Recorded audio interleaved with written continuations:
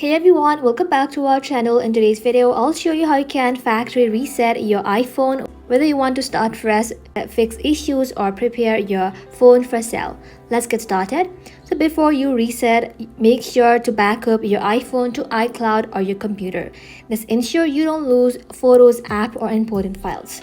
So, the easiest way to reset your iPhone is through settings. Open up settings application inside your phone and then you need to go ahead and simply scroll below, then tap on general. Inside general, scroll below again, then tap on transfer or reset iPhone.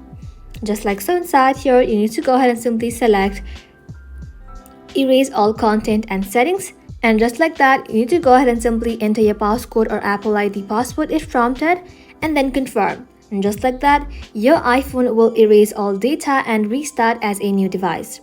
Quick tip, always remember factory reset will erase everything, so always back up first. If you're selling or giving away your iPhone, remove your SIM card and sign out of your Apple ID as well.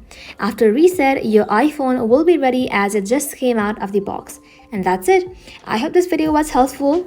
If it was, don't forget to like and sub, and I'll see you in the next one.